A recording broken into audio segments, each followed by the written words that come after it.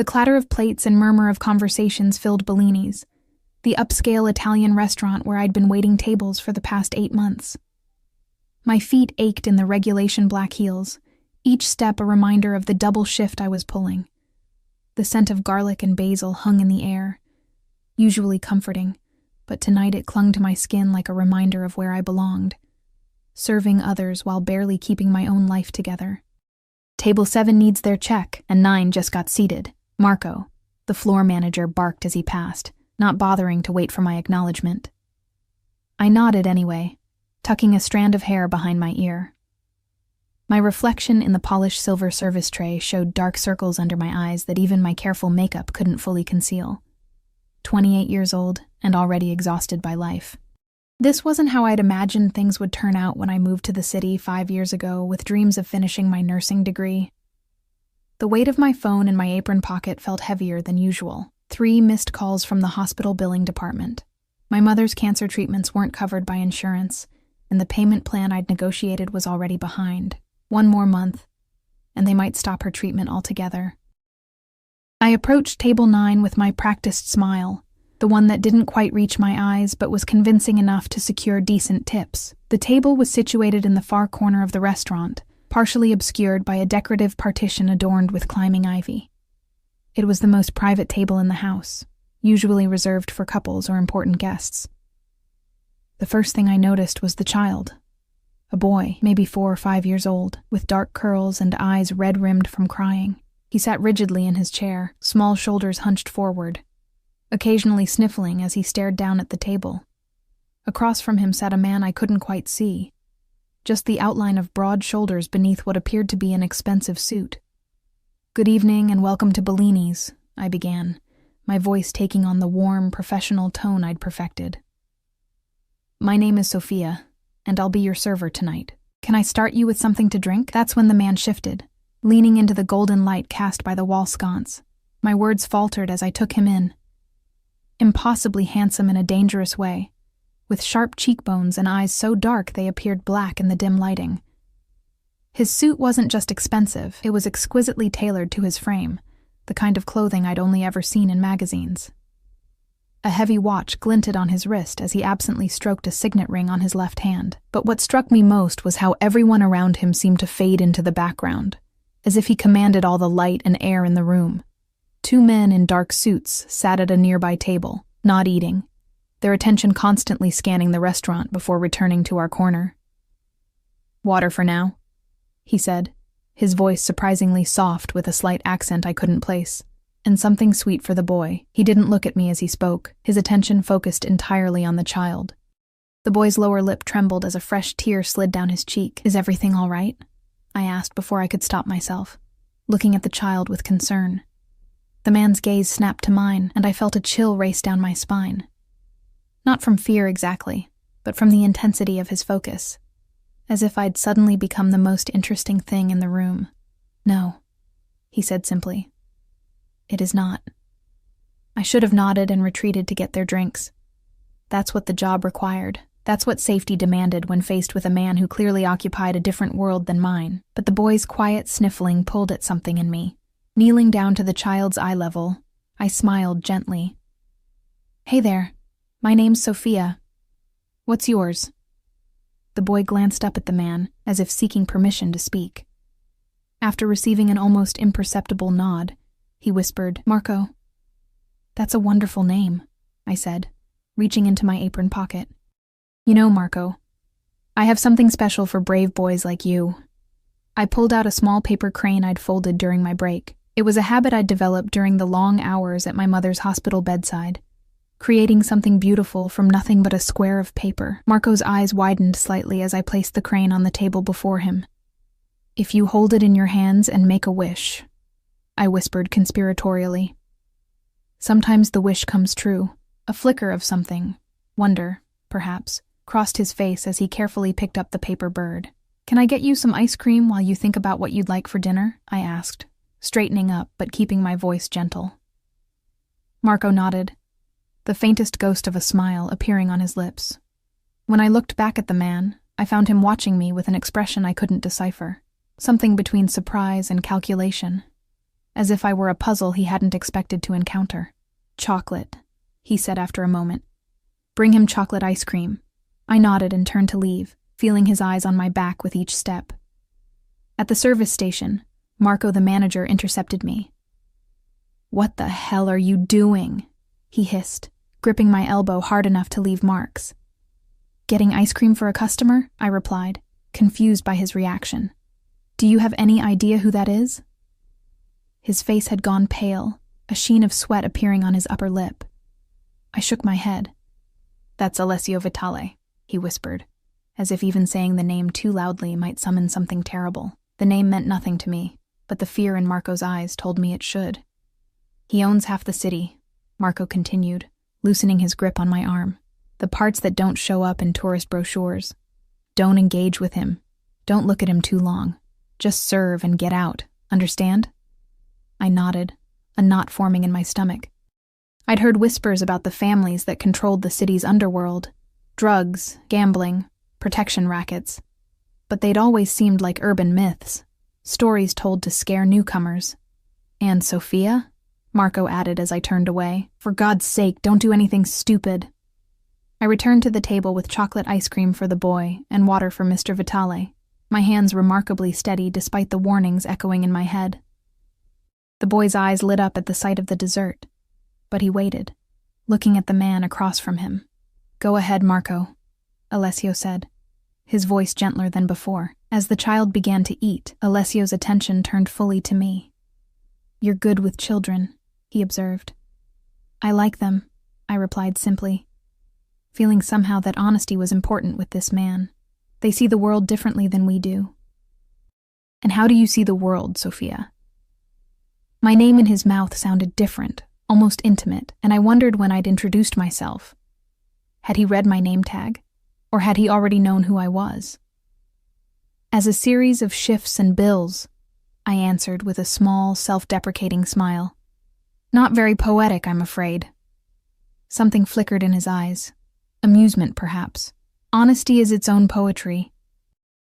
The conversation was surreal, standing in the hushed corner of the restaurant, with a man who apparently controlled half the city's shadows, discussing poetry while a child ate ice cream between us. "Will there be anything else?" I asked, trying to regain my professional demeanor. "He needs a mother's love," Alessio said abruptly, nodding toward the boy, who was now focused entirely on his ice cream. "His father was one of my men, killed 3 days ago.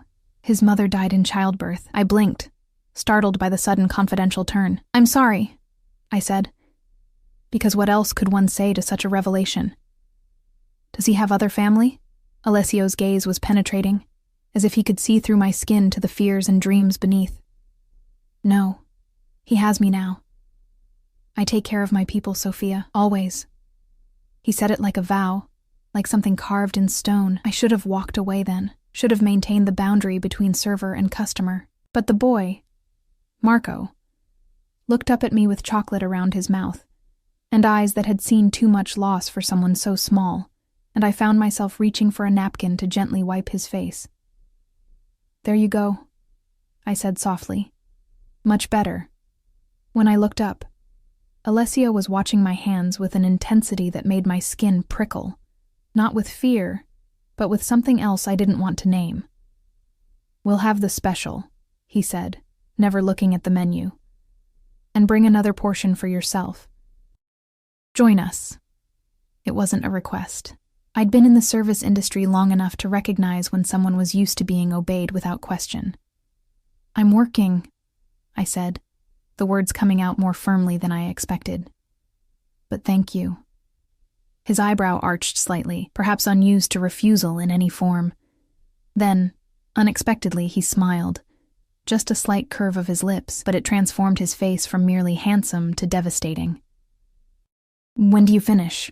The question hung between us, loaded with implication. I knew I should make an excuse, any excuse, but found myself answering truthfully instead. "Midnight." He nodded once, as if confirming something to himself. "We'll wait." "That's not necessary." It wasn't a question, Sophia. His tone remained gentle, but there was steel beneath it. I retreated to place their order, my mind racing. Marco the manager watched me with increasing alarm as I moved through the restaurant, as if expecting me to collapse under the pressure of serving Alessio Vitale. The night progressed in a surreal haze. I served other tables, took orders, delivered food, all while acutely aware of the dark eyes tracking my movements from the corner table. The boy, Marco, seemed to relax as the evening wore on, occasionally looking up at me when I passed with something like hope in his eyes. By 11, the restaurant had nearly emptied. My feet screamed in protest as I cleared the last of my tables, knowing I still had closing duties to complete before I could leave. "Go home," Marco the manager said, appearing suddenly beside me as I tallied receipts. "I'll finish your closeout." "What? Why?" He glanced nervously toward Alessio's table, where the man and boy still sat, though their meals were long finished, because he's still waiting, and men like him don't wait for anyone. Especially not waitresses. "I didn't ask him to wait," I protested, indignation flaring. "Doesn't matter," Marco said, taking the receipts from my hand. "Just go. And Sophia, be careful." I changed out of my uniform in the staff bathroom, hands shaking slightly as I pulled on jeans and a simple blue sweater. My reflection showed a woman trying very hard to appear unaffected, but the flush in my cheeks betrayed me. When I emerged, Alessio and the boy were waiting by the front door. The child looked exhausted, his eyelids heavy, but he straightened when he saw me approach. "You kept your crane," I noticed. Seeing the paper bird clutched carefully in his small hand, he nodded solemnly. I made a wish. "Those are secret," Alessio reminded him gently, placing a protective hand on the boy's shoulder. Then to me, "My car is outside." Again, not a question. I hesitated. Every warning I'd ever heard about getting into cars with strangers, let alone potential criminals, flashing through my mind. "I need to get home," I said. "I have an early morning tomorrow." "Where do you live?" "West Side," I answered vaguely. "We'll take you." I was about to refuse again when little Marco slipped his hand into mine. His small fingers warm and trusting, the simple gesture undid me. I looked down at his solemn face, then back at Alessio, whose expression had softened almost imperceptibly. "Okay," I agreed, against every instinct for self-preservation. "Thank you." Outside, a sleek black car with tinted windows idled at the curb. One of the men I'd noticed inside the restaurant stood beside it, opening the door as we approached. The night air was crisp with approaching autumn, and I shivered slightly, hugging my worn jacket closer. In one fluid movement, Alessio removed his suit jacket and draped it over my shoulders. The weight of it surprised me, along with the lingering warmth and scent. Expensive cologne with notes of sandalwood and something uniquely him. "I'm fine, really," I protested weakly, even as I resisted the urge to burrow deeper into the luxurious fabric. "You're cold," he stated simply, as if that settled everything. The car's interior was as luxurious as I'd imagined, all soft leather and the subtle glow of ambient lighting. Marco climbed in first, followed by me, with Alessio last, effectively blocking any easy exit. As we pulled away from the curb, I realized I'd just willingly entered the lion's den, with no real understanding of the predator beside me. "Where exactly on the west side?" Alessio asked, his arm stretched behind me along the seat, not touching, but close enough that I could feel the heat radiating from his body. I gave my address, trying not to think about what it might mean for this man to know where I lived. The modest apartment building would tell him everything my pride wanted to hide, that I was struggling, that my life was held together by overtime shifts and payment plans. Little Marco yawned beside me, his eyes growing heavier with each passing moment. Without thinking, I adjusted his seatbelt to make him more comfortable, tucking him slightly against my side. He smelled of chocolate ice cream and the faint remnant of tears. "He likes you," Alessio observed, his voice lower now, intimate in the close confines of the car. "Children are good judges of character," I replied, looking down at Marco's dark curls. "So am I." I looked up then, meeting his gaze directly for perhaps the first time. In the passing streetlights, his eyes reflected gold for brief moments before returning to their near black depths. "And what character do you judge me to have, Mr. Vitale?" His lips curved slightly. "Alessio, please. And I think you're someone who carries more than she should, who sees others when most look away." and who makes paper cranes to give hope to crying children. The assessment was too close, too perceptive. I looked away, out the window at the passing city lights, suddenly aware of how intimate this moment felt, trapped in luxury with a man whose reputation apparently terrified my boss. "You're quiet now," he observed after a moment. "I'm trying to figure out why I'm here," I admitted. "Why you waited. Why you're interested in a waitress who folded a paper crane." He was silent long enough that I thought he might not answer. When he did, his voice had a quality I hadn't heard before. Something raw and honest beneath the polished exterior. "He hasn't spoken since his father died. Not until you knelt beside him with your paper bird and gentle voice." His gaze moved to the now sleeping child between us. "That makes you interesting, Sophia. Very interesting indeed." The car slowed as we approached my building, its shabby exterior illuminated harshly by streetlights. I reached for the door handle, intending to slip out quickly with minimal fuss, but Alessio's hand covered mine, stopping the movement. "Tomorrow," he said. "You don't work." I checked the schedule. A chill ran through me at the casual demonstration of his reach. How many people had he spoken to about me in the few hours since we'd met? "I'll send a car at noon," he continued, as if I hadn't tried to speak, "for you to spend time with Marco. He needs someone who can make him smile." It wasn't a request, but neither did it feel like a command. Something in his voice made it an inevitability, as if the universe itself would bend to ensure I was in that car at noon tomorrow. I should have refused, should have made an excuse about prior commitments. Instead, looking at the sleeping child, I found myself nodding. Alessio's fingers brushed mine as he released my hand, the brief contact sending an electric current up my arm. "Good night, Sophia. Dream well." As I stepped out of the car, his jacket still around my shoulders, I realized my mistake too late. I turned back, intending to return it, but the window lowered just enough for his voice to drift out. "Keep it," he said, "for now." The car pulled away, leaving me standing on the sidewalk with the weight of his jacket around me and the growing certainty that I'd just made a terrible, wonderful mistake, one that would change everything. Sleep evaded me that night. I lay awake, staring at the water stain on my ceiling that vaguely resembled a bird in flight, while my mind replayed every moment of the evening. Alessio Vitale's jacket hung on the back of my door, its presence both comforting and unsettling, like having a piece of a storm safely contained in my small apartment. When my alarm blared at 7, I'd managed only a few hours of fitful rest. Still, I dragged myself from bed and into the shower, letting the lukewarm water, all my building could manage, wash away the lingering scent of the restaurant. Not his scent, though. That seemed to have permeated my skin somehow. By 8, I was at St. Mary's Hospital, sitting beside my mother's bed as machines beeped a steady rhythm around us. Her face was gaunt, the cancer treatment stealing more of her with each passing week, but her smile when she saw me remained unchanged from my childhood. "You look tired, sweetheart," she said, her voice raspy from the tubes they'd only recently removed. Her fingers, thin and bruised from IV needles, brushed against my cheek.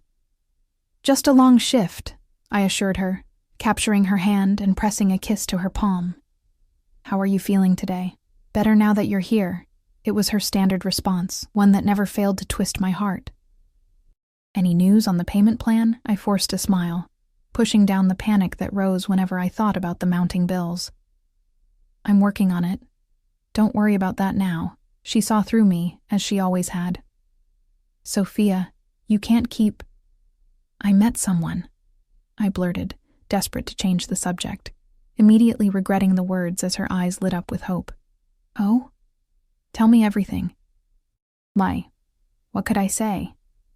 That I'd met a man who terrified my boss, who apparently controlled the city's underworld, who had waited hours just to offer me a ride home because I'd been kind to a child in his care. It's nothing serious," I backpedaled.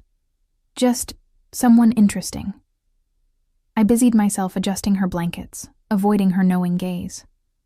"Interesting is good," she said, settling back against her pillows. "Interesting can be everything." We spent the next hour talking about safer topics. The nurse she liked, the orderly who snuck her extra pudding cups, the soap opera plot she followed religiously. I read aloud from the dog-eared mystery novel we'd been working through for weeks, careful to use different voices for each character, as I'd done since I was a child reading to her. When visiting hours ended, I kissed her forehead and promised to return tomorrow with fresh flowers for her windowsill. "Be happy, Sophia," she said as I reached the door, "whatever it takes." The words followed me out of the hospital and into the bright autumn morning. Whatever it takes. How far would I go to ensure my mother's care? To pay off the debts that kept me awake at night? The question was no longer hypothetical. Not with a black car scheduled to arrive at my door in 3 hours. At home, I stood before my closet, surveying the meager options. Nothing seemed appropriate for whatever lay ahead. Not the worn jeans and sweaters I lived in, nor the black slacks and button-downs I wore for work. At the back hung a simple blue dress I'd bought on sale 2 years ago for a job interview that hadn't panned out.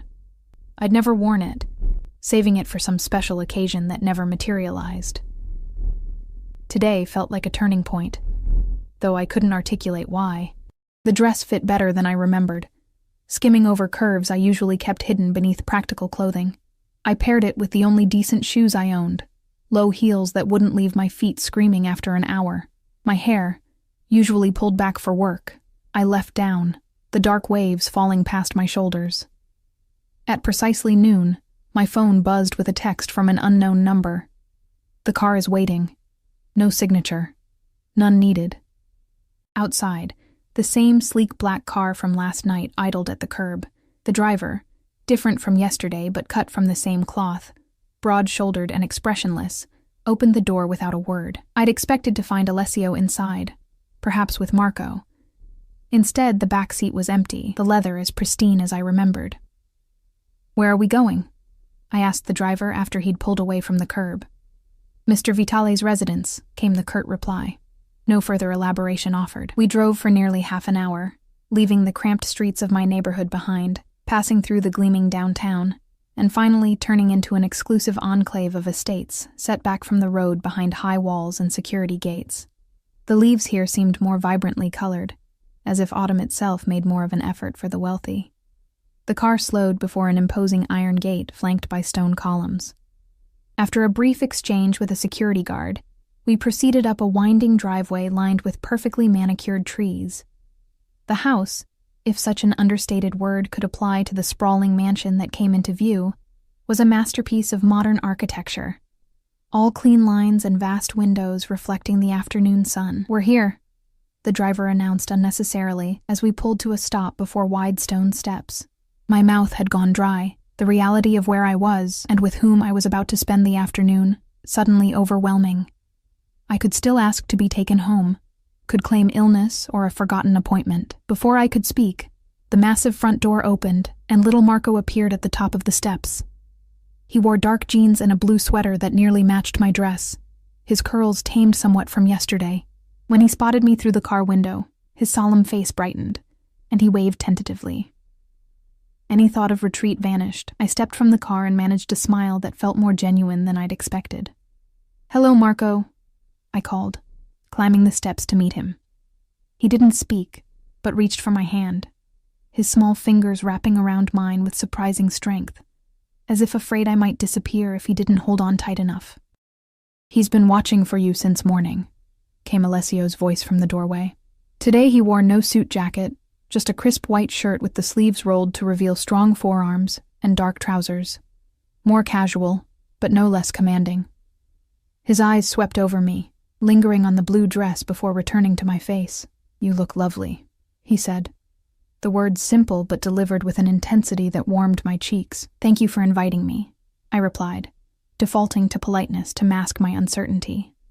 His lips curved slightly. "It wasn't an invitation, Sophia. It was an inevitability. The statement should have alarmed me, its presumption, its confidence. Instead, a small thrill ran through me at the idea that this man had decided I was somehow necessary in his world. Marco tugged at my hand, drawing my attention back to him. He pointed inside, clearly eager to show me something. "Lead the way," I encouraged, allowing him to pull me past Alessio and into the house. The interior was as impressive as the exterior. Soaring ceilings, artwork that probably cost more than my entire life's earnings, furniture that managed to look both pristine and comfortable. But what struck me most was the warmth. I'd expected coldness, sterility, the kind of showplace that existed for admiration rather than living. Instead, there were books on side tables, a child's drawing framed alongside what appeared to be original artwork, soft throws draped over couches. Marco led me through the main living area and out onto a vast terrace overlooking manicured gardens that stretched to a distant tree line. In the center of the terrace stood an elaborate wooden playhouse, large enough for an adult to enter without stooping, painted a cheerful red with white trim. "Did you build this?" I asked, turning to find Alessio watching us from the doorway. "I had it made for him," he answered, stepping outside to join us. After his father died, he meant. After the boy's world collapsed. Marco released my hand and ran to the playhouse, disappearing inside only to reappear in the small window, gesturing emphatically for me to join him. "I think that's your cue," Alessio said, amusement warming his voice. I hesitated, looking down at my dress. "I'm not exactly dressed for playhouses." "I'll buy you another dress if that one gets dirty," he replied, as if replacing clothing was as simple as changing the channel on a television. Rather than argue, I made my way to the playhouse and carefully ducked inside. The interior was surprisingly spacious, furnished with child-sized furniture and shelves lined with toys and books. Marco sat cross-legged on a small rug, a box open before him. As I knelt beside him, he pulled out sheets of colored paper and held them up triumphantly. "You want me to make more cranes?" I guessed. He nodded vigorously. "Okay, but you have to help me." I selected a bright red sheet and began folding, narrating each step as I went, guiding his small hands through the process. After a few minutes, I became aware of Alessio watching us through the open door of the playhouse, his large frame filling the entrance. There was something vulnerable in his expression as he observed Marco's concentrated efforts, something that didn't align with the dangerous man Marco the manager had warned me about. "Join us," I invited, surprising myself with the boldness. "There's plenty of paper." He hesitated, then ducked inside, his presence immediately making the playhouse feel much smaller. He settled across from us, his long legs folded awkwardly, looking almost comically out of place among the child-sized furnishings. I handed him a sheet of black paper. "Have you ever made a paper crane?" "I have not had the pleasure," he admitted, taking the paper with careful fingers. For the next hour, we folded cranes of all colors, the pile growing between us. Marco proved to be a quick study, his tiny fingers becoming more confident with each attempt. Alessio was less adept, his large hands more suited to whatever activities had earned him his fearsome reputation, but he approached the task with surprising patience. When Marco finished his first successful crane without assistance, his face lit up with such pride that I felt my chest tighten. "That's perfect," I praised, watching as he carefully added it to our collection. "Thank you," Alessio said quietly, his eyes on me rather than the paper birds. "For this." The simple gratitude felt weighted with meaning I couldn't fully grasp. I nodded, unsure how to respond. A discreet cough from outside the playhouse broke the moment. A woman in a neat uniform stood on the terrace, hands clasped before her. "Lunch is served, Mr. Vitale," she announced. Alessio rose with surprising grace given the confined space. "Shall we?" Lunch was served in a sun-drenched breakfast room with views of the gardens. The food was simple but exquisite. Fresh bread, a variety of cheeses, cold meats, and a salad of greens I didn't recognize. Marco ate with surprising enthusiasm for a child, especially when Alessio sliced an apple into the shape of a rabbit for him. Throughout the meal, I found myself studying the dynamic between them. Alessio was clearly not accustomed to caring for a child, his movements sometimes tentative, his eyes often seeking confirmation that he was doing the right thing, but his attentiveness was absolute. Nothing Marco did seemed to escape his notice, from the boy's careful sorting of food on his plate to the way he swung his legs beneath the table. "How long has Marco been with you?" I asked as the boy focused on arranging cheese cubes into a pattern. Alessio's expression tightened slightly. 4 days, since the night his father was killed. "I'm sorry," I said, the words inadequate but sincere. "It must be a difficult adjustment, for both of you." He nodded, eyes fixed on Marco. "His father was one of my most trusted men. Giovanni was loyal from the beginning, when I had nothing but ambition and a name no one respected. His voice dropped lower, meant only for me. He took 3 bullets meant for me, died in my arms. The casual mention of violence should have shocked me more than it did. Instead, I found myself imagining Alessio holding a dying man, making promises about his son, shouldering a responsibility that most in his position might have delegated to others. And Marco's mother? Complications during childbirth 4 years ago. Giovanni raised him alone. Alessio's gaze returned to me, assessing. You're not asking the questions most would. What questions should I be asking? Who killed Giovanni? What business we were conducting when it happened? Whether you should be sitting at this table at all? I considered this as I sipped water from a crystal glass worth more than my weekly salary. Would you answer those questions if I asked them? A ghost of a smile touched his lips. No, then there's no point in asking, I replied simply. I'm here for Marco. Something flashed in his eyes, approval, perhaps, or relief. Of course. After lunch, Marco grew sleepy, the excitement of the morning catching up with him. Without prompting, I guided him to a plush sofa in a nearby sitting room, settling beside him with a children's book I'd spotted on the shelf. He curled against my side as I read, his eyelids growing heavier with each page until his breathing deepened into sleep. Alessio watched from the doorway, his posture relaxed, but his gaze intent. When he was certain Marco was asleep, he gestured for me to follow him. I carefully extracted myself from the sleeping child, arranging a soft throw over him before joining Alessio in an adjacent room, a study lined with bookshelves and dominated by a massive desk. Sunlight streamed through tall windows, illuminating dust motes that danced in the air between us. He hasn't slept properly since it happened, Alessio said, moving to a sideboard where crystal decanters caught the light. Nightmares, crying for his father. He poured amber liquid into 2 glasses. Yet with you, he sleeps peacefully. He offered me one of the glasses. I hesitated, then accepted it, the crystal cool against my fingers.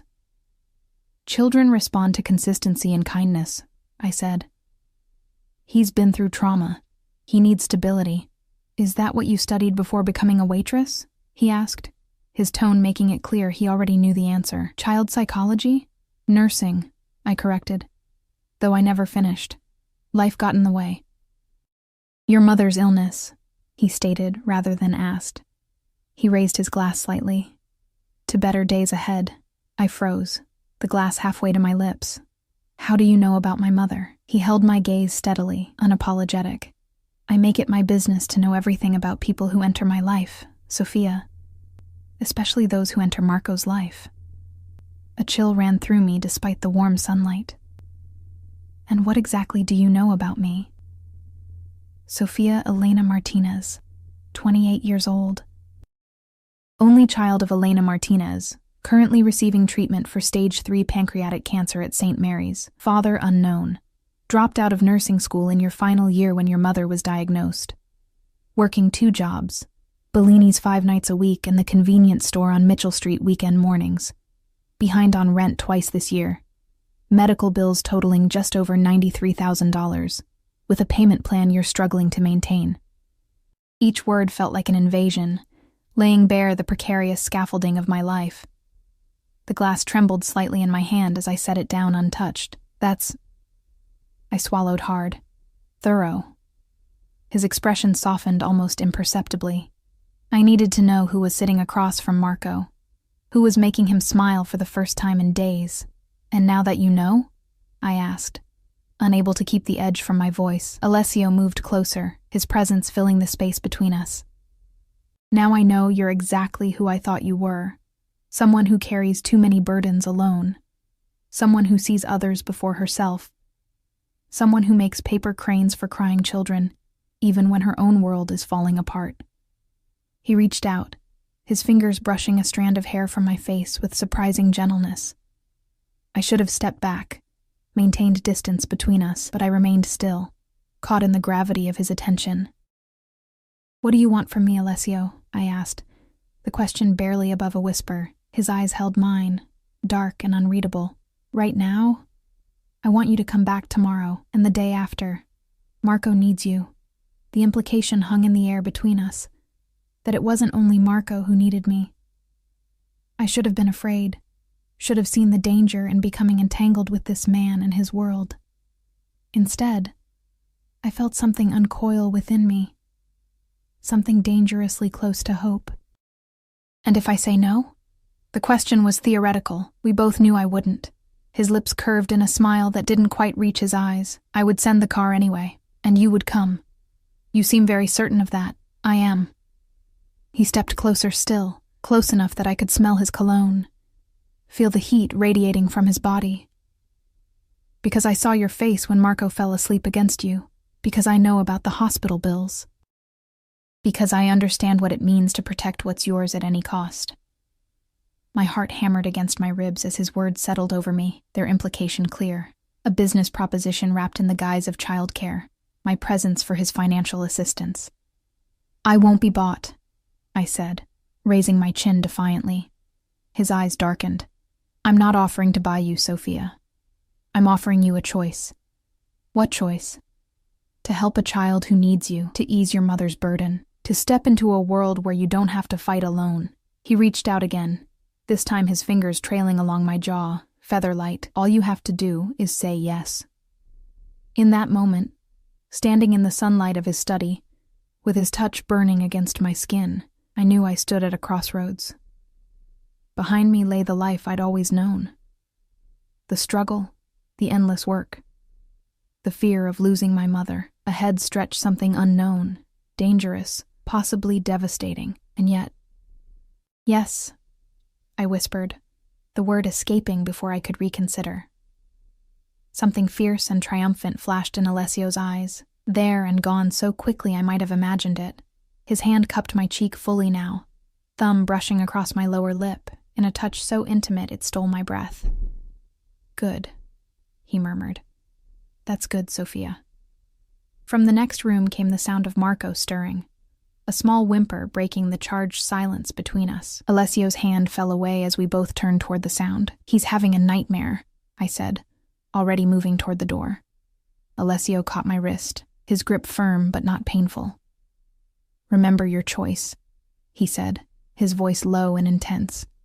Remember you said yes, as if I could forget, as if the word hadn't altered something fundamental in the universe the moment it left my lips. I nodded once, then pulled free to go to Marco, feeling Alessio's gaze on my back like a physical weight, possessive, calculating, and something else I wasn't ready to name.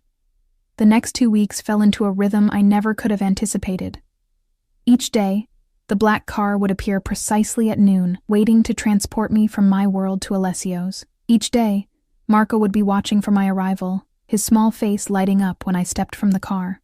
And each day, Alessio would observe our interactions with those intense dark eyes, cataloging every smile I coaxed from the boy, every whispered word, every moment of connection. Marco was beginning to speak more, not full sentences yet, but words here and there, usually directed at me in private moments. Bird, when we folded paper cranes. Blue, when I wore his favorite color. Story, when he wanted me to read to him. Each utterance felt like a victory, one that Alessio acknowledged with subtle nods of approval that shouldn't have mattered to me but somehow did. True to his word, Alessio had eased my mother's burden. Though I hadn't asked how. I'd simply arrived at St. Mary's one morning to find her moved to a private room, with a specialist flown in from New York reviewing her case. When I'd questioned the head nurse, she'd merely smiled and mentioned an anonymous benefactor, with a knowing look that suggested it was anything but anonymous to the hospital administration. I should have protested, should have maintained my independence. Instead, watching the color gradually return to my mother's cheeks as the new treatment protocol took effect, I found my resistance crumbling. If the price for my mother's life was spending my afternoons with a solemn-eyed boy who needed me, and the dangerous man who watched us both like we were rare creatures he'd somehow captured, perhaps it wasn't too steep after all. Today, the mid-October air carried the first real bite of approaching winter. Marco and I sat in the garden, huddled under a thick blanket as we read his favorite story for perhaps the 20th time. He mouthed the words along with me, his head nestled against my shoulder, small fingers occasionally reaching up to trace the illustrations. He's becoming attached to you, Alessio's voice came from behind us. startling me. He moved like a shadow when he wanted to, appearing without warning. I glanced down at Marco, who had tensed slightly at Alessio's approach, but remained pressed against my side. Is that a problem? Alessio circled the bench to face us, his dark overcoat fluttering slightly in the breeze. Against the backdrop of autumn foliage, he looked like he'd stepped from the pages of some glossy magazine, all sharp angles and controlled power. No, he said after a moment's consideration, not yet. The qualification hung between us, heavy with implication. Not yet. But perhaps someday. Will you come inside? He asked, though as always the question felt perfunctory. There's something I wish to discuss. Marco clutched my hand as I moved to rise, his eyes suddenly anxious. I'll be right back, I assured him, smoothing his curls. Why don't you practice the next page? I want to hear you read it when I return. He nodded solemnly, accepting the book as I tucked the blanket more securely around his small form. Alessio watched this exchange with an expression I'd come to recognize.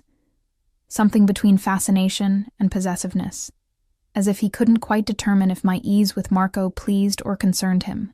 Inside, the house was warm and filled with the scent of something delicious cooking. Alessio led me not to his study as I expected, but to a small sitting room I'd never entered before. Unlike the grand formal spaces of the main house, this room felt personal, bookshelves overflowing with well-worn volumes, a leather chair shaped to someone's habitual sitting posture, photographs in simple frames. Your private space, I observed, taking in the details that spoke of the man rather than his position. He inclined his head slightly, neither confirming nor denying. Sit, please. I perched on the edge of a small sofa, hyper-aware of his presence as he remained standing, hands clasped behind his back, as he regarded me with that penetrating gaze. Marco's birthday is next week, he said finally. He'll be 5. I nodded, having already extracted this information from the boy during one of our drawing sessions. He mentioned it. He's quite excited about turning 5. Apparently it's when big boys get to start school. I smiled at the memory of his serious expression as he'd imparted this knowledge. Alessio's posture shifted subtly. Yes, about that. He moved to sit beside me on the sofa, close enough that our knees almost touched. I've been considering his education. He's bright, I offered. Quick with numbers and letters. He'll do well in school. Not traditional school, Alessio said, his tone making it clear this was non-negotiable. It's not safe. The reminder of who he was, of the dangers that presumably surrounded his position, sent a chill through me. Of course, a man like Alessio Vitale would have enemies. Of course, those enemies might target a child in his care. Private tutors, then? I suggested, thinking of the isolated life that would mean for Marco, already so alone in the world. Alessio nodded. For now. But he needs more than academic instruction. His eyes met mine, intent and serious. He needs consistency, stability, a maternal figure. My breath caught as I realized where this conversation was heading. Alessio, I want you to move in, he said, cutting off whatever protest I'd been about to make, to live here, with Marco, with me. The proposition hung in the air between us, breathtaking in its presumption. I have a life, I said finally, my voice steadier than I felt. An apartment. My mother. Your apartment lease is month to month. It expires in 2 weeks. Your mother's care is now fully covered at St. Mary's, where she can remain as long as necessary.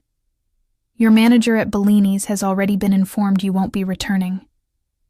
Each statement hit like a physical blow, evidence of how thoroughly he'd mapped out my life, how completely he'd assumed control of my future. You had no right, I whispered, anger flaring hot and sudden. Those aren't your decisions to make. His expression remained impassive, but something flickered in his eyes.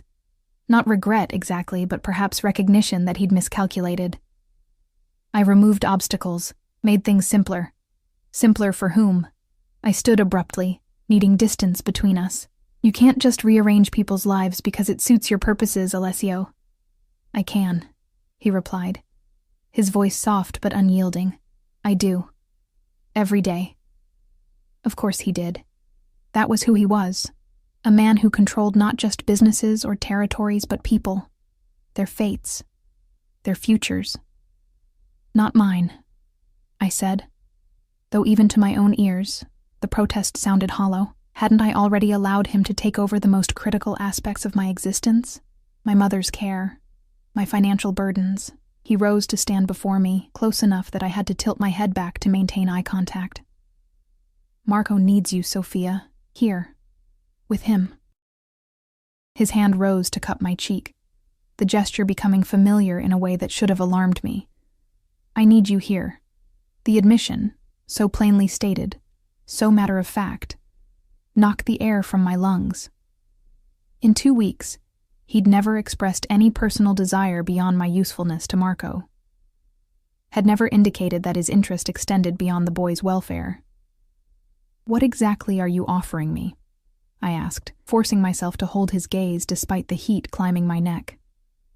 His thumb traced the curve of my cheekbone, featherlight. Security, comfort, a place where you belong. His voice dropped lower, where you're valued. As what? Marco's nanny? Your employee? The questions came sharp with defensiveness. Another acquisition? Something dangerous flashed in his eyes, there and gone so quickly I might have imagined it. As whatever you choose to be, Sophia, but here, with us. The ambiguity of the offer hung between us, laden with unspoken possibilities. I stepped back, needing to break the spell of his proximity, the hypnotic quality of his voice promising things I hadn't allowed myself to want. I need time, I said, to think, to talk to my mother. He nodded once, as if he'd expected this response. The car will take you to see her now, if you wish.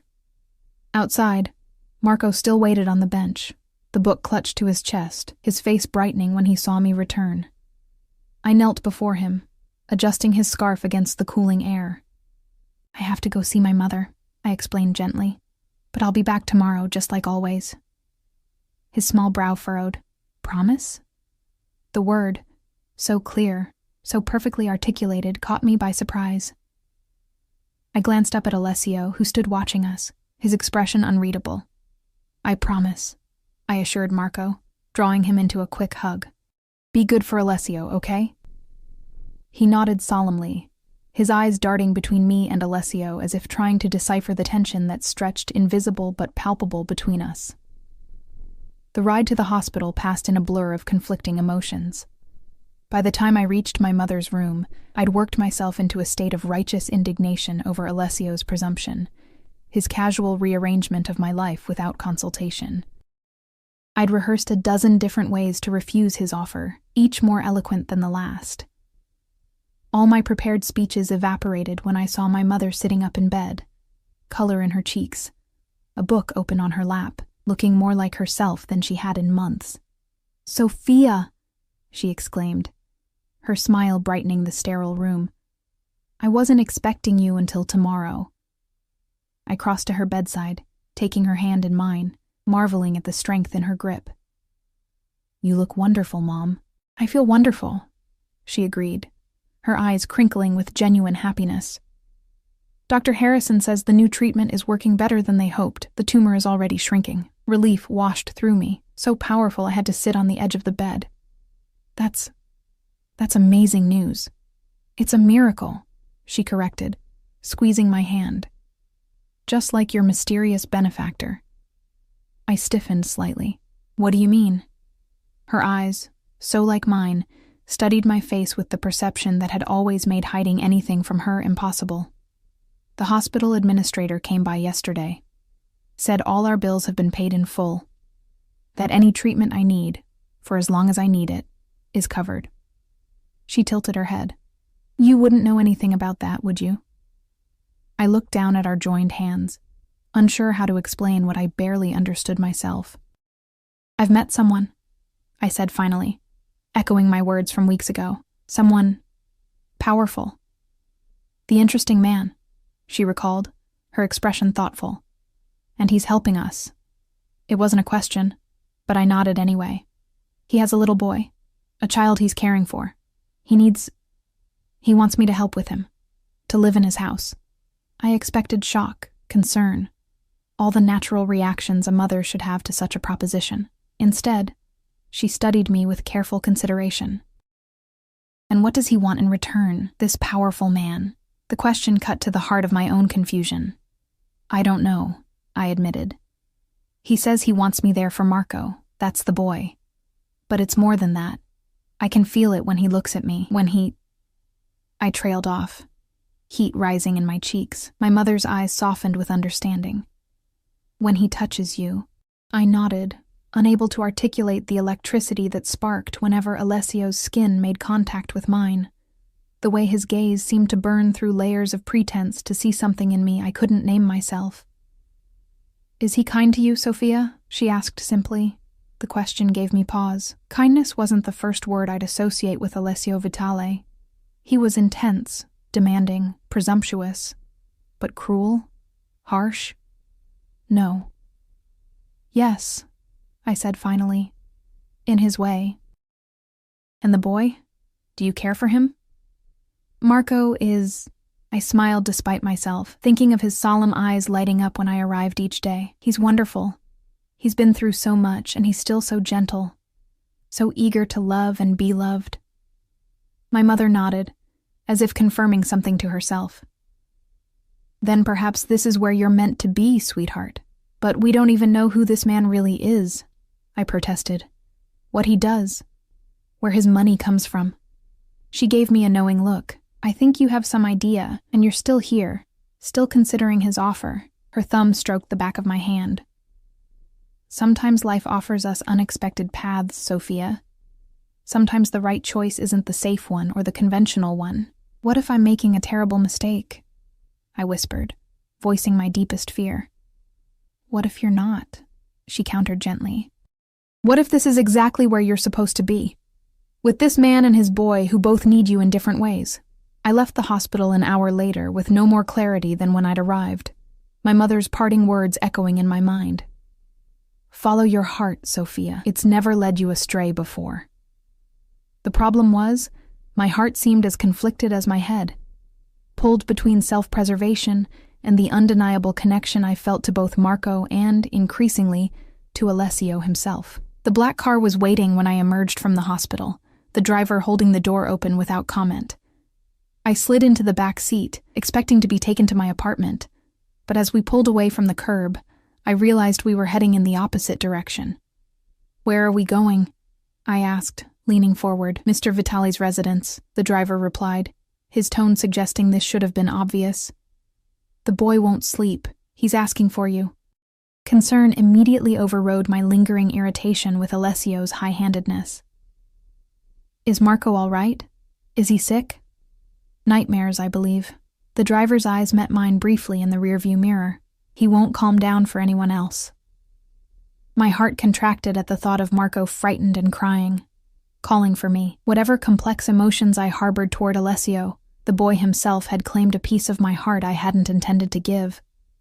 Night had fallen completely by the time we reached the estate, the house ablaze with lights. I barely waited for the car to stop before I was out the door, hurrying up the steps. The front door opened before I could reach it. Alessio himself standing in the entrance, his usually immaculate appearance slightly disheveled, tie loosened, hair mussed as if he'd run his hands through it repeatedly. Thank you for coming, he said, the words carrying an unfamiliar weight. Not an order or a statement, but genuine gratitude. Where is he? I asked, already moving past him into the house. Upstairs. Second door on the left. His bedroom. Alessio fell into step beside me. He woke screaming about an hour ago. Won't let anyone near him. Keeps calling for you. I took the stairs 2 at a time, my concern for Marco overriding any awareness of the significance of entering the private family wing of the house. Outside his bedroom door, I paused, hearing the muffled sounds of crying within. Marco, I called softly, pushing the door open. It's Sophia. I'm here. The room was dimly lit by a small lamp, revealing a space decorated in blues and greens, with stars painted on the ceiling that glowed faintly in the semi-darkness. Marco sat huddled in the center of a bed that seemed far too large for his small frame, knees drawn up to his chest, face tear-streaked and pale. When he saw me, he let out a small, wounded sound and reached out with both arms. I crossed to him immediately, gathering him against me as I settled on the edge of the bed. He clung to my neck, his whole body trembling with the force of his silent tears. "Shh, it's okay," I murmured, stroking his back in slow, soothing circles. "I'm here now. You're safe." Marco's small body gradually relaxed against mine, his breathing slowing as the worst of his terror subsided. I continued to hold him, murmuring soft reassurances into his curls, acutely aware of Alessio watching from the doorway. His presence filled the room even in silence, a gravitational force impossible to ignore. "Bad dream," Marco whispered against my neck, the words muffled but clear enough. "I know, sweetheart," I soothed, pulling back just enough to see his face. "Do you want to tell me about it?" He shook his head, eyes downcast, fingers clutching the fabric of my dress. "Sometimes talking about bad dreams makes them less scary," I suggested gently, like shining a light on shadows. Marco considered this, his brow furrowed in that serious way that made him seem far older than his nearly 5 years. Finally, in a voice barely audible, he said, "Papa was calling for me, but I couldn't find him." My heart constricted at the simple admission. I glanced up at Alessio, finding his expression carefully controlled, though something raw flickered in his eyes before he masked it. "That is scary," I acknowledged, brushing Marco's curls from his forehead. "But you know what? Your papa would be so proud of how brave you're being, and he'd want you to know that you're not alone. You have Alessio looking after you." I hesitated, then added softly, "And you have me." Marco's eyes, so dark and solemn, searched my face. "Always?" The question, laden with all the weight of a child's absolute trust, stole my breath. I was acutely aware of Alessio shifting in the doorway, his attention sharpening. "I'll be here whenever you need me," I promised, carefully avoiding the absolute that Marco sought, but that I wasn't certain I could guarantee. It seemed to satisfy him. He nestled back against me, his small hand finding mine. "Stay until I sleep?" "Of course." I settled more comfortably on the bed, letting him curl against my side as I began to hum a lullaby my own mother had sung to me throughout childhood. Alessio remained in the doorway, a silent sentinel, until Marco's breathing deepened into sleep. Only then did he approach, moving with that predatory grace that seemed as natural to him as breathing. "You're good with him," he observed, voice pitched low to avoid waking the boy. "He makes it easy," I replied, carefully extracting myself from Marco's grip and tucking the blankets around his small form. "He just needs security, consistency, things I've been unable to provide alone," Alessio admitted, surprising me with the vulnerability in the statement. I straightened, finding myself suddenly close to him in the dimly lit room, close enough to see the faint shadow of stubble along his jaw, to catch the scent of expensive cologne mingled with something uniquely him. "You're doing your best," I said, meaning it despite my lingering frustration with his methods. "Taking in a child, especially one who's experienced trauma. It's not easy for anyone." His eyes held mine, searching. "And yet you manage it effortlessly." "Not effortlessly," I corrected. I understand what it's like to be afraid and not know if things will be okay." Something shifted in his expression. A softening around the eyes, a slight parting of lips. "Come," he said after a moment. "He'll sleep now. We should talk." He led me downstairs, not to his study or the formal rooms where we usually spent time, but to the kitchen. A vast, gleaming space that somehow managed to feel warm despite its professional-grade appliances and marble countertops. To my surprise, no staff lingered here at this hour. "Sit," he instructed, gesturing to one of the stools at the large island. "Are you hungry?" The question, so mundane after the emotional intensity upstairs, caught me off guard. Yes, actually. I haven't eaten since lunch." Alessio nodded and moved to the refrigerator with unexpected familiarity, pulling out ingredients with the confidence of someone who knew exactly where everything was kept. "You cook?" I couldn't keep the surprise from my voice. His lips curved in what might have been amusement. "I wasn't always—" He paused, searching for the right word. "Who I am now. Before, there were many nights when cooking for myself was necessary." He set a pan on the stove with practiced ease. Besides, some skills are worth maintaining, regardless of circumstances. I watched in fascination as Alessio Vitale, the man who reportedly controlled half the city's underworld, efficiently prepared a simple pasta dish, his movements economical and precise. There was something oddly intimate about witnessing this domestic side of him, as if I'd been granted access to a version of himself he rarely revealed. "My mother likes your doctors," I said when the silence between us grew too weighted. "She's responding well to the treatment." He nodded, not looking up from the sizzling pan. "Dr. Harrison is the best in his field. I made sure of it." "Thank you," I said quietly. "Whatever else is between us, I'm grateful for that." He glanced at me then, something unreadable in his expression. "You shouldn't have to be grateful for what should be a basic right. Healthcare, security, the chance to care for family without destroying yourself in the process." The statement carried unexpected passion, a glimpse perhaps of the ideology that drove him. "Is that how you see what you do?" I asked carefully. "Providing what should be rights but aren't?" His hand stilled momentarily over the stove. "What I do," he said eventually, "is protect what's mine, ensure that those under my care want for nothing." He resumed cooking, adding herbs to the pan with meticulous attention. "The systems in place, legal, financial, medical, they're designed to benefit those who already have power. I simply redistribute that benefit where I see fit." It was a diplomatic answer, carefully sidestepping the illegal aspects of his empire that we both knew existed. Still, I found myself wondering if there wasn't some truth to it. If the man before me, beneath the dangerous reputation and calculated control, might genuinely believe in a warped version of justice. He served the pasta in simple ceramic bowls, sliding one across the island to me along with a glass of red wine I hadn't noticed him pour. "Eat," he said, taking the stool beside me rather than across the island, close enough that our knees nearly touched. "Then we'll discuss what happens next." The pasta was unexpectedly delicious. Simple but perfectly seasoned, the sauce clinging to each strand in a way that spoke of skill rather than chance. We ate in companionable silence for several minutes, the domestic normality of the scene almost surreal, given the circumstances that had brought us together. "Marco asked if I would stay always," I said finally, setting down my fork. I didn't know how to answer him, Alessio's dark eyes fixed on mine. "And yet you need to, Sophia, for his sake, and yours." "My sake?" I raised an eyebrow. "How exactly does moving into your house benefit me, beyond the financial arrangements you've already made without my consent?" A flash of something, irritation, perhaps, crossed his features. "Safety," he said simply. "Protection. From what?" He set down his wine glass with deliberate care. "There are people who would use any connection to me as leverage, any weakness." His gaze intensified.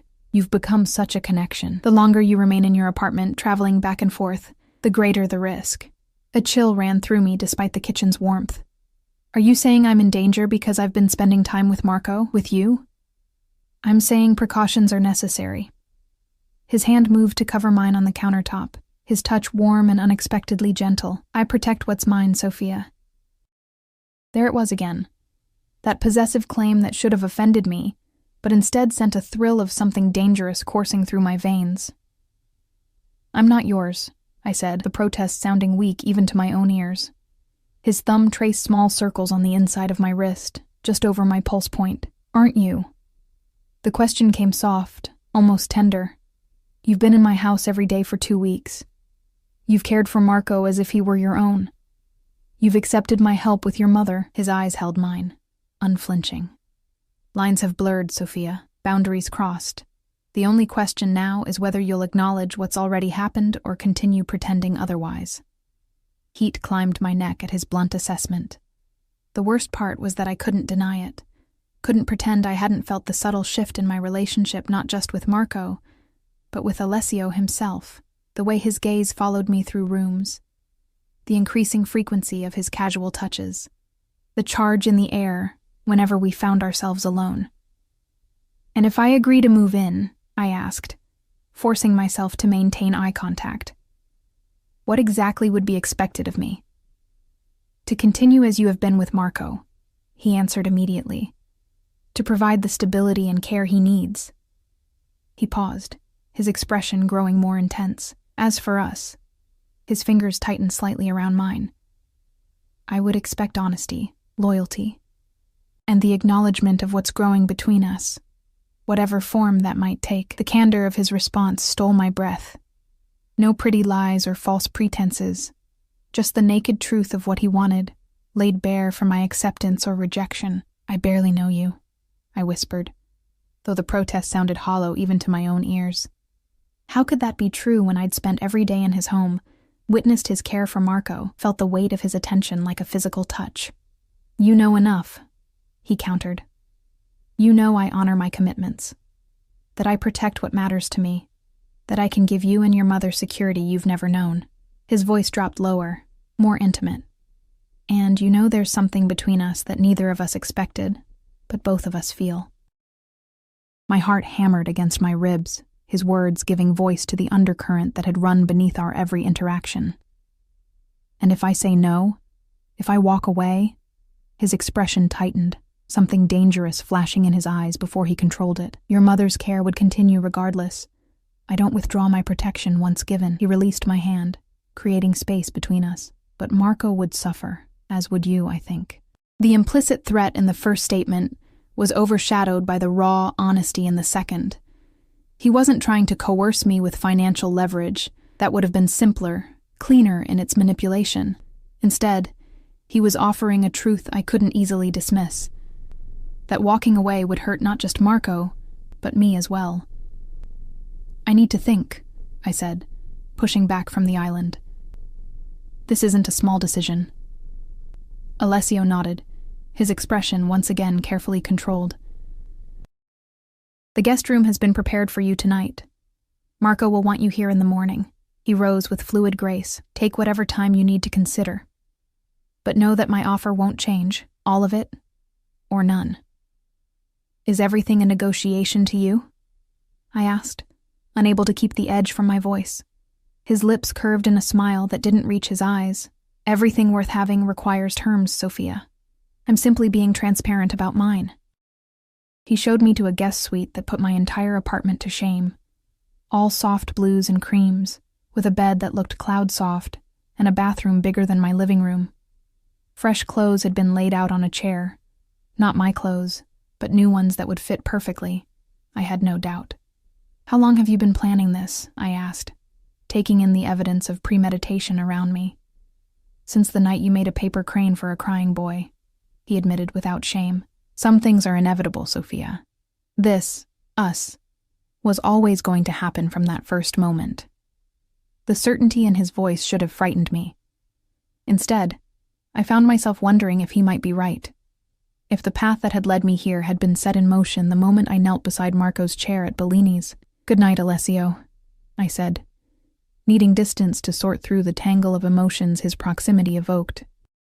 He lifted my hand to his lips, pressing a kiss to my knuckles that sent heat spiraling through me. Sleep well, Sophia. We'll talk more tomorrow.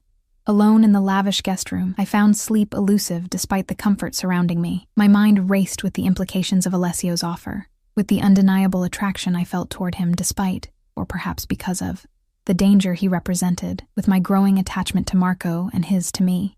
Dawn was breaking when I finally made my decision, the first pale light filtering through gauzy curtains as I acknowledged what I think I'd known all along. I couldn't walk away from Marco. From the sense of purpose I'd found in caring for him. From the undeniable connection that had formed between Alessio and me, complex and potentially dangerous as it might be. When I emerged from the guest room, dressed in the clothes that had been provided and fit as perfectly as I'd expected, Alessio was waiting in the hallway. One look at my face, and he knew. Yes, I said simply, before he could speak. But I have conditions of my own. Something like triumph flashed in his eyes, quickly masked behind careful control. Name them. My mother visits here when she's well enough. I maintain my independence, my own bank accounts, my own transportation if I need it. And I want to know what you do, no pretty euphemisms or vague explanations. If I'm stepping into this world, I need to understand what it really is. He studied me for a long moment, his expression unreadable. Then, to my surprise, he inclined his head in agreement. Done. All of it. Just like that? His lips curved in that rare, genuine smile that transformed his face. Just like that. Did you expect more resistance? Honestly? Yes. He stepped closer, one hand rising to cup my cheek with now familiar intimacy. I told you, Sophia. I protect what's mine. Your conditions don't threaten that. They strengthen it. An alliance built on truth and mutual respect is far stronger than one built on false pretenses or coercion. Is that what this is? An alliance?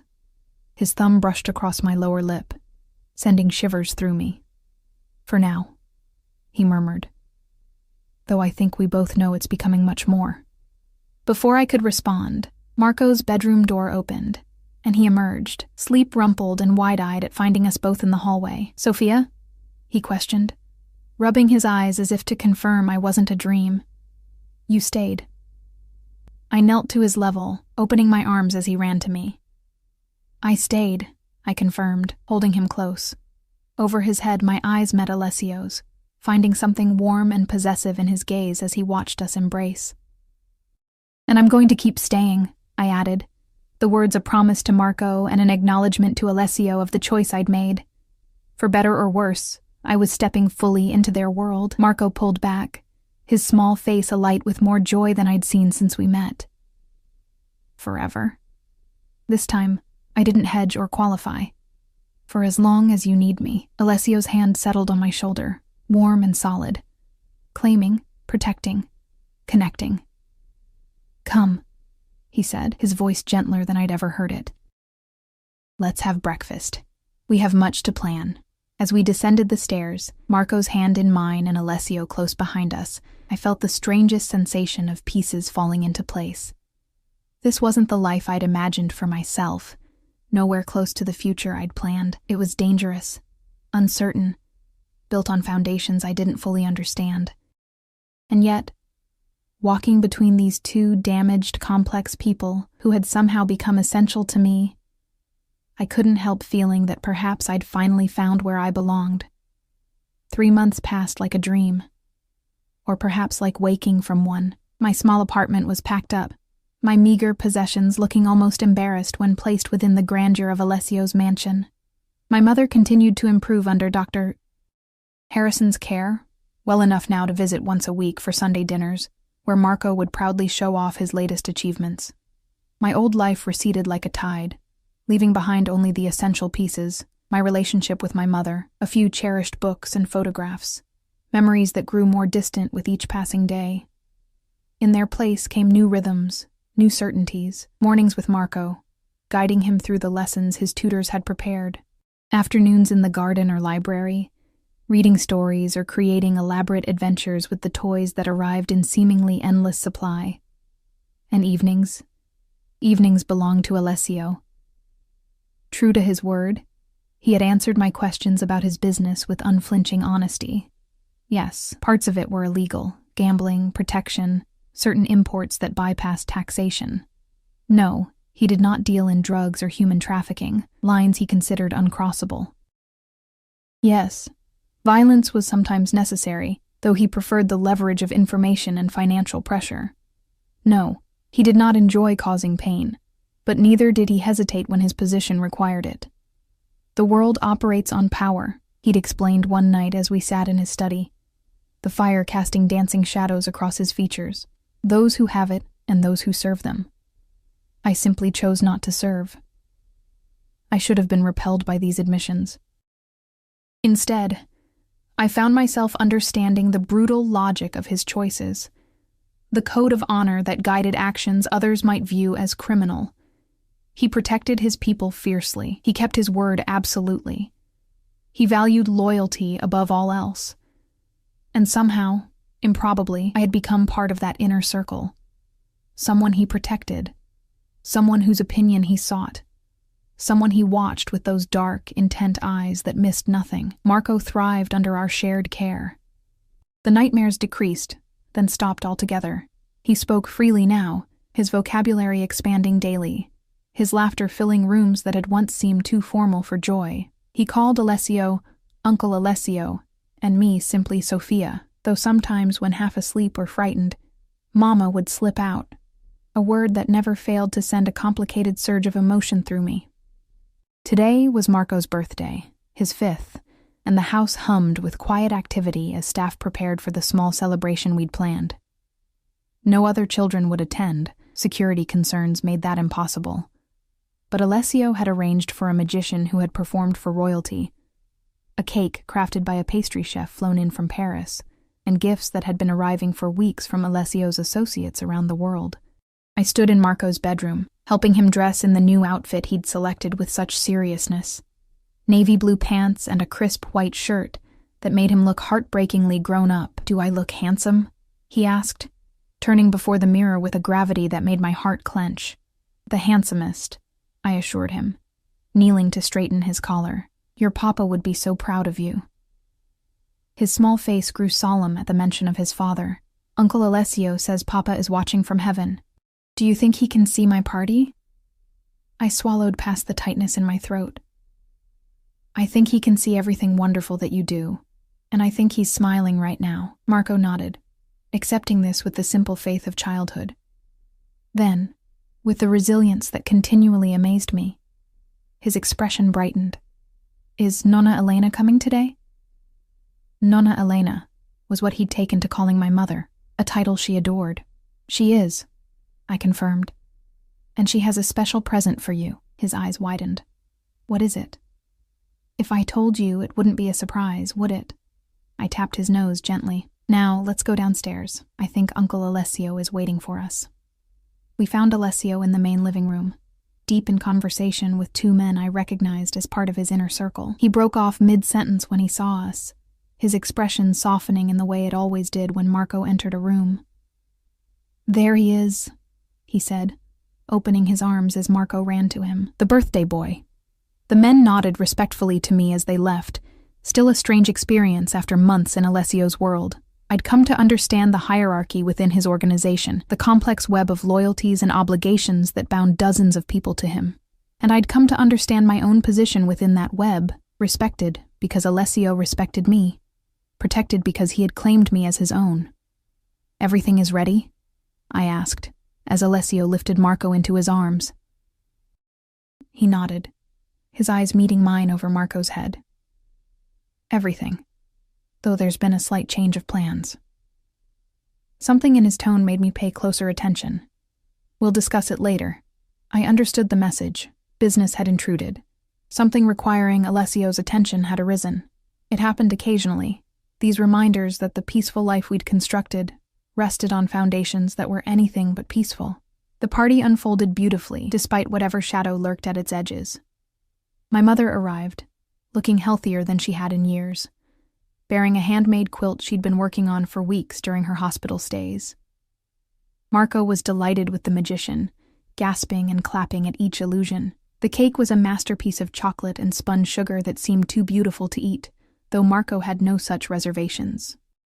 Throughout it all, Alessio remained attentive and engaged, but I noticed the subtle signs of tension, the way his eyes periodically scanned the room, the slight stiffness in his shoulders, the occasional murmured conversation with the security personnel who maintained a discreet presence around the perimeter of the celebration. As the afternoon waned and Marco began to flag, worn out from excitement and sugar, my mother offered to read him stories while he rested. I helped settle them in the library. Marco curled against her side as she opened one of his favorite books. "He's wonderful, Sophia," she murmured as I adjusted a blanket over them both. "So full of life." "He is," I agreed, my chest tight with an emotion I couldn't name. Watching them together, my mother and this child who had somehow become mine without blood or law to make it so, filled me with a fierce protectiveness I'd never experienced before. "And Alessio?"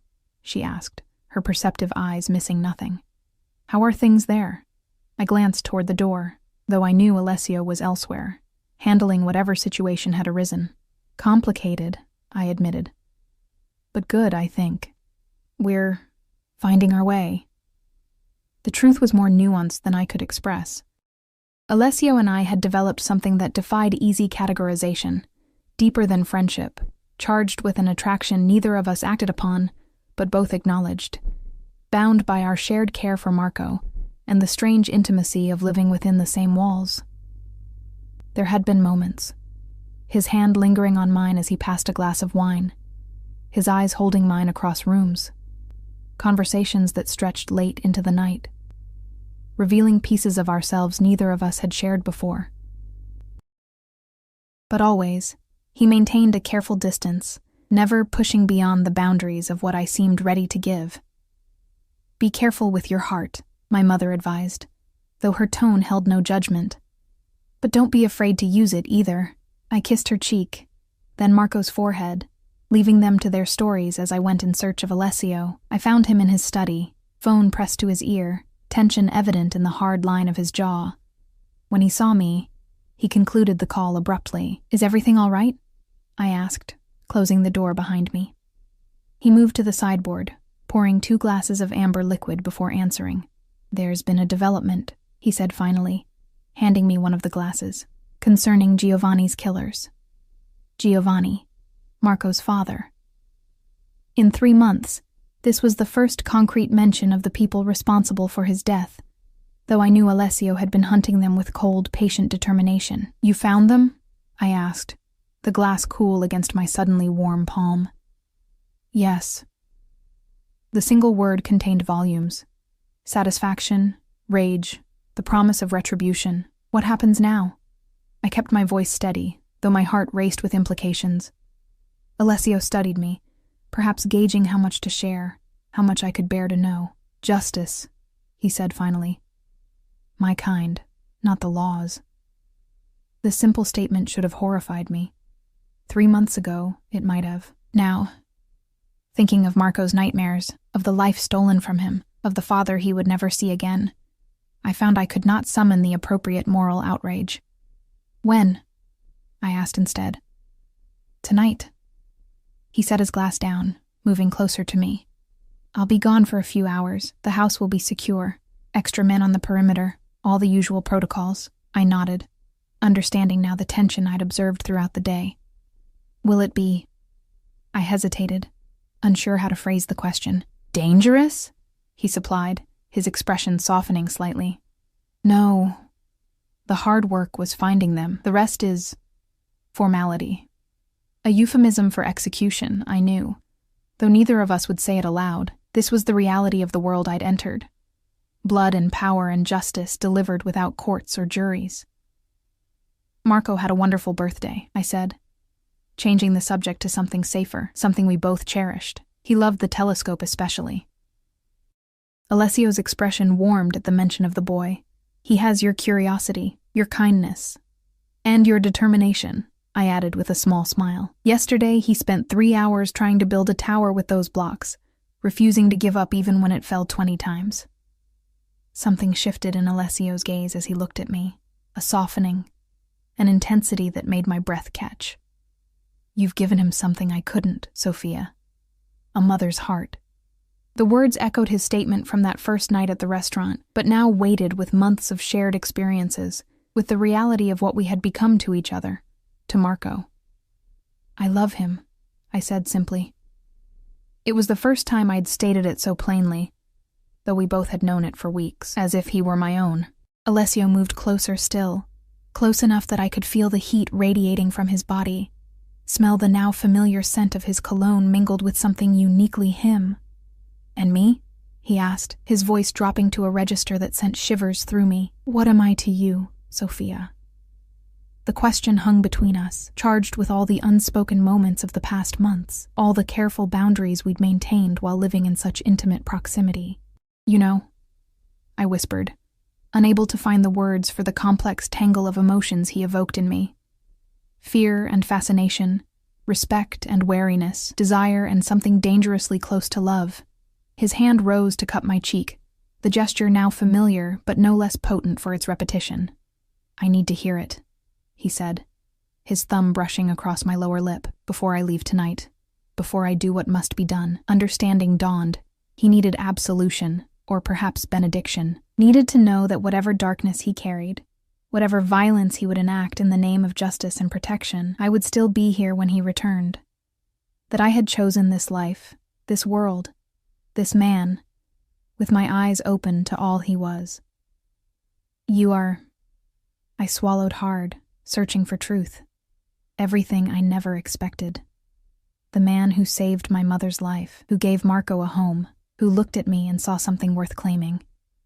My hand rose to cover his where it rested against my cheek. You are terrible and wonderful, Alessio, dangerous and safe. And I... The words caught in my throat, too enormous to voice aloud. Say it, he urged, his eyes never leaving mine. Please. I love you, I whispered, the admission tearing from me like something physical. God help me, I love all of you. The darkness and the light. The man who orders executions, and the one who reads bedtime stories to a boy who isn't his by blood, but is his in every way that matters. Something fierce and triumphant blazed in his eyes. Before I could draw another breath, his mouth claimed mine in a kiss that felt like possession, like coming home, like the inevitable conclusion to a story that had been written from the moment I knelt beside a crying child with a paper crane. His arms encircled me, drawing me against the solid warmth of his chest as the kiss deepened. Months of restrained desire unleashed in a single moment. I clutched at his shoulders, anchoring myself as the world seemed to tilt beneath my feet, lost in the sensation of finally crossing the line we'd been approaching since that first night. When he pulled back, we were both breathing hard, his forehead resting against mine, his hands spanning my waist as if unwilling to release me completely. When I return tonight, he said, his voice rough with emotion, we'll talk about the future, about making permanent what we've built here. You, me, Marco, a family bound by choice rather than blood. The implication stole my breath, a proposal, or the prelude to one, a formalizing of what had grown between us over these months, unexpected and undeniable. I'll be waiting, I promised, understanding now that this had always been our destination, from the moment he said those fateful words in the restaurant. He needs a mother's love. Hours later, with Marco sleeping peacefully in his room, and my mother settled in the guest suite she now regularly occupied, I waited in Alessio's study, watching the fire burn low in the grate. I didn't ask for details when he returned shortly after midnight, his expression grim but satisfied, a weight seemingly lifted from his shoulders. He simply came to me, kneeling before the chair where I sat, taking my hands in his. It's done, he said quietly. Giovanni has justice, Marco has safety, and now... He reached into his pocket, withdrawing a small velvet box. Now we secure our future, all of us. The ring inside was not what I might have expected from a man of Alessio's resources and taste, not a massive diamond designed to showcase wealth and power. Instead, it was an elegant emerald, surrounded by smaller diamonds, vintage and distinctive. It was my grandmother's, he explained, watching my face carefully. The only woman in my family who showed me kindness, who believed I could be more than the circumstances of my birth. It's beautiful, I whispered, understanding the significance of such a personal offering from a man who guarded his past so carefully. Will you wear it? He asked. And for the first time since I'd known him, I heard uncertainty in Alessio Vitali's voice. Will you be my wife, Sophia? Marco's mother in truth as well as heart?